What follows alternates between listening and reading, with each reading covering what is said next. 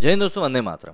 अभी कुछ दिनों पहले ही कांग्रेस की वर्किंग कमेटी की बैठक हुई थी, जिसमें कि सोनिया गांधी ने साफ तौर पर कह दिया था कि भैया इस पार्टी के अध्यक्ष मैं ही हूं और अगर आपको किसी भी तरीके से मुझसे बात करनी है तो मीडिया आपका जरिया नहीं होना चाहिए, आप डायरेक्टली मुझसे बात करिए। उस बैठक के बाद कई लोगों ने इस बात को लेकर भी चुटकुले मारे कि इस बैठक को करने का मतलब क्या निकला, क्योंकि हमको तो पहले से ही पता था कि होना यही है। अगर अध्यक्ष कोई और चुना जाता, कांग्रेस की लीडरशिप किसी और के हाथ में जाती, तो एक बार समझ में ही आता। इस बैठक में तो बेसिकली बस यही बताया गया कि भैया गांधी परिवार जो है वही कांग्रेस है और उसके बाहर कांग्रेस की कल्पना करना बेकार है। क्योंकि कई वरिष्ठ नेताओं, जिनको G23 का नाम भी दिया गया, उन्होंने इस बात को लेकर आवाज़ भी उठाई थी, लेकिन कहीं ना कहीं उनकी आवाज़ भी दबा दी गई। जिस प्रकार से कपिल सिब्बल के घर पर प्रदर्शनकारियों ने अंडे फेंके, टमाटर फेंके, उस बात से एक बात जाहिर हो गई कि भाई मतलब कांग्रेस पार्टी में रहकर आप सोनिया गांधी या उनके परिवार के खिलाफ कुछ नहीं बोल सकते। और अब इस फहरिस्त में नवजोत सिंह सिद्धू का भी नाम जुड़ गया है। दरअसल खबर ये सुनने को आई थी कि नवजोत सिंह सिद्धू ने पहले सोनिया गांधी से मिलने के लिए समय मांगा था, क्योंकि वो कुछ नीतियां थी जो कि उनसे डिस्कस करना चाहते थे। लेकिन बाद में उन्होंने मीडिया के सामने आकर ही सोनिया गांधी से बात कर ली और सोनिया गांधी ने जिस बात को ना करने की नसीहत दी थी वो भी वही काम करते हुए दिखाई दी। कांग्रेस वर्किंग कमेटी की मीटिंग में शनिवार को दी गई पार्टी चीफ सोनिया गांधी की नसीहत अगले ही दिन बेअसर होती हुई नजर आ रही है। रविवार को पंजाब कांग्रेस के अध्यक्ष नवजोत सिंह सिद्धू ने सोनिया को 13 मांगों को लेकर एक चिट्ठी लिखी। सिद्धू ने इस चिट्ठी को अपने सोशल मीडिया अकाउंट पर पोस्ट भी किया। सिद्धू ने सोनिया गांधी को पत्र लिखने के बहाने सीएम चरणजीत चन्नी पर हमला बोला है। उन्होंने कहा कि कांग्रेस हाईकमान ने अनुसूचित जाति का मुख्यमंत्री बनाकर प्रगतिशील फैसला किया, इसके बावजूद अनुसूचित जाति को सरकार के बराबर प्रतिनिधित्व मंडल नहीं मिल रहा। ये बात इसलिए अहम है क्योंकि कांग्रेस अनुसूचित जाति का सीएम बनाने के मुद्दे को लेकर अगले चुनाव में जाने वाली है। ऐसे में सिद्धू का ये बयान कांग्रेस के लिए एक झटका भी साबित हो सकता है। इस चिट्ठी के बाद इस्तीफा वापस लेने वाले सिद्धू के सरकार के खिलाफ बागी तेवर सबको नजर आ रहे हैं। जाहिर सी बात है, अब ये घर में रहकर लंका ढहाने का काम करेंगे। सीधे टकराव के बाद अब नवजोत सिंह सिद्धू ने पंजाब सरकार पर दबाव बनाने के लिए नया फार्मूला निकाला है। सिद्धू ने सोनिया को पत्र लिखकर 13 मुद्दे उठाए हैं, जिसमें सोनिया से अपील करी गई है कि वो पंजाब सरकार को इस बारे में निर्देश दें और इन मुद्दों का हल किया जाए। सिद्धू पंजाब में कैप्टन अमरिंदर सिंह को सीएम पद से हटवाने के बाद सरकार पर दबाव बनाकर सुपर सीएम बनने की कोशिश में लगे हुए हैं। यही वजह है कि अब उन्होंने हाईकमान के जरिए सीएम चरणजीत सिंह चन्नी पर दबाव बनाने की कोशिश करी है। अभी तक सिद्धू अपनी ही सरकार से सीधे टक्कर ले रहे थे, लेकिन हाईकमान की नाराजगी के बाद सिद्धू ने अपना रुख बदल दिया है। सिद्धू ने इशारों में कांग्रेस के राष्ट्रीय नेतृत्व को यह भी स्पष्ट कर दिया है कि अगर उनके उठाए मुद्दों पर कार्रवाई नहीं हुई तो अगले चुनाव में कांग्रेस के लिए और भी मुश्किलें खड़ी हो सकती हैं। इसके अलावा सिद्धू ने पिछले विधानसभा चुनाव में अपने प्रचार की बदौलत कई सीटों पर जीत का भी दावा किया है।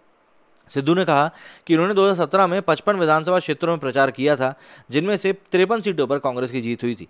नवजोत सिंह सिद्धू ने सबसे पहले श्री गुरु गोविंद सिंह साहिब की बेअदबी और उनसे जुड़े गोली कांड में इंसाफ की मांग करी है।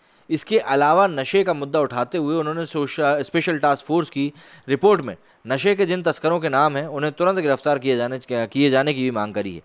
विवादित कृषि सुधार कानून लागू न करने की घोषणा हो, SYL जैसा स्टैंड लेकर पंजाब सरकार, सिद्धू ने कहा कि पंजाब सरकार को तुरंत विवादित कृषि कानूनों को पंजाब में लागू न करने की घोषणा करनी चाहिए और उन्हें पूरी तरह से रद्द कर देना चाहिए। सिद्धू ने कहा कि इसके लिए सतलुज यमुना लिंक नहर जैसे फैसलों की ज़रूरत है।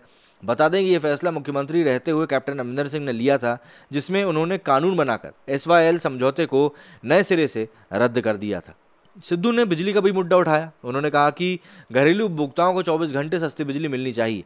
सरकार सिर्फ औद्योगिक और व्यापारिक इस्तेमाल के लिए बिजली की दरें घटाती है और खेती के लिए मुफ्त बिजली देती है, इसलिए घरेलू उपभोक्ताओं को भी बिजली सब्सिडी निर्धारित करनी चाहिए। चाहे हमें बिजली 3 रुपये प्रति यूनिट तक घटानी हो या सभी को 300 यूनिट मुफ्त बिजली दी जाए। सिद्धू ने बिजली खरीद समझौते पर व्हाइट पेपर जारी करने की भी मांग की। उन्होंने कहा कि गलत बिजली समझौता तुरंत रद्द किया जाना चाहिए। अनुसूचित और पिछड़ी जातियों की भलाई के मुद्दे पर सिद्धू ने सीधे सीएम चरणजीत चन्नी पर ही हमला बोल दिया। सिद्धू ने कहा कि मंत्रिमंडल में कम से कम एक मजहबी सिख, 2 ओबे से अनुसूचित जाति का एक प्रतिनिधि और पिछड़ी जाति भाईचारे से कम 2 प्रतिनिधि मंत्रिमंडल में होने चाहिए। इसके अलावा रिजर्व विधानसभा क्षेत्रों के विकास के लिए 25 करोड़ का विशेष पैकेज देना चाहिए। वहीं अनुसूचित जाति के परिवारों को 5 मरले का प्लांट, हर अनुसूचित जाति के परिवार के लिए पक्की छत की रकम और वाजीफा आदि जैसे वादे भी हमें पूरे करने चाहिए।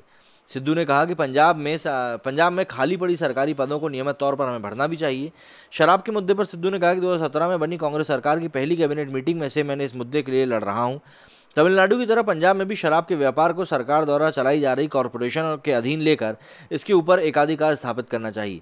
सिद्धू ने रेत को लेकर मुद्दा उठाया कि पंजाब में 2000 करोड़ रुपए सालाना कमाई होती है, लेकिन पहले अकाली सरकार 40 करोड़ की कमाई करती थी और हमारे हिस्से में उसमें से कुछ 100 करोड़ की ही बढ़ोतरी हो पाई है। पंजाब में आवाजाही को लेकर सिद्धू ने नए ट्रांसपोर्ट मंत्री अमरिंदर सिंह राजा वंडिंग की तारीफ की। सिद्धू ने कहा कि पंजाब की सड़कें 13,000 बसें गैर कानूनी या बिना परमिट के चल रही हैं, इन्हें हटाकर पंजाब के युवाओं को परमिट जारी करना चाहिए। इसके अलावा पीआरटीसी की लग्जरी बसों को बादलों की बसों की जगह पर चलाने वाले ट्रांसपोर्ट मंत्री के साथ खड़े होना चाहिए।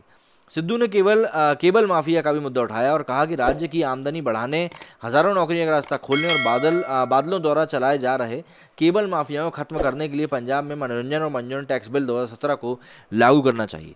तो सही सी बात है, सिद्धू ने यहाँ पर एक चिट्ठी में काफ़ी सारे मुद्दे तो उठा दिए, लेकिन यहाँ उन्होंने डायरेक्ट सोनिया गांधी से बात करने की कोशिश नहीं करी, बल्कि मीडिया के थ्रू उन तक पहुँचने की कोशिश करी। तो आपको क्या लगता है कि सोनिया गांधी जो ये एक वर्चस्व चलाने की कोशिश कर रही हैं एक आखिरी बार, क्या वो चला पाएंगे और 2022 की जो चुनाव होने वाले उसमें उनको कुछ सफलता हासिल भी हो पाएगी या नहीं हो पाएगी? ये आप बताइए। मेरे इस वीडियो में फिलहाल इतना ही। जय हिंद, जय भारत।